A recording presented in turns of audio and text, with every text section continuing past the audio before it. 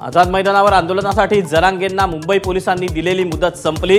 जरांगे काय करणार याकडे लक्ष। परवानगी वाढवण्यासाठी पोलीस सकारात्मक विचार करतील, फडणवीसांची माहिती।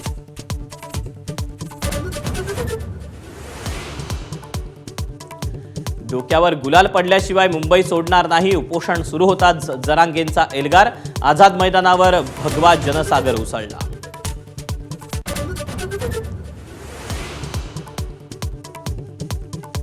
मुंबईतील सीएसएमटीवर मराठा आंदोलकांची गर्दी। मनोज जरांगेंच्या आवाहनानंतरही आंदोलकांचा अतिउत्साह।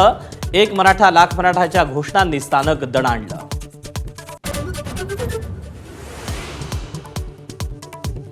राज्यभरातून मराठा आंदोलक मुंबईत दाखल। ठिकठिकाणी वाहतूक कोंडी।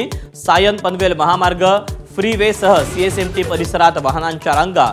लोकल सेवेवरही परिणाम।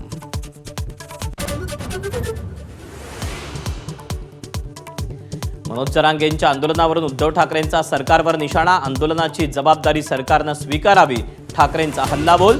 तर मुख्यमंत्री फडणवीस आणि उपमुख्यमंत्री शिंदेंचाही जोरदार पलटवार।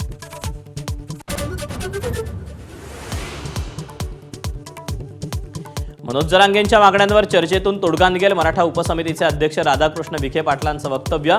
मराठा आरक्षणावर काँग्रेस नेत्यांनी भूमिका स्पष्ट करण्याचं आव्हान।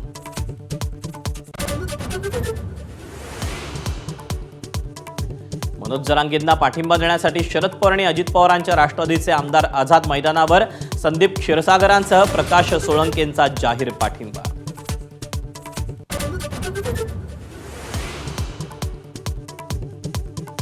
अहिल्यानगरच्या श्रीगोंद्यात अजित पवारांवर कांद्याची माळ फेकण्याचा प्रयत्न। शेतकरी मेळाव्यादरम्यानची घटना। संभाजी ब्रिगेडचे अरविंद कापसे आणि नाना शिंदे पोलिसांच्या ताब्यात।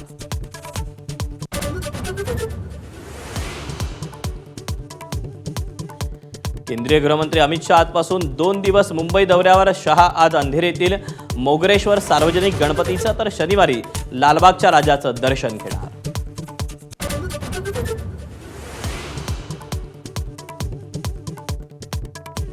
मराठवाड्याला पावसानं झोडपलं। नांदेड, परभणी, बीड, जालन्यासह इतर भागात पावसाचा जोर कायम। शेतात पाणी शिरल्यानं पिकांचं नुकसान।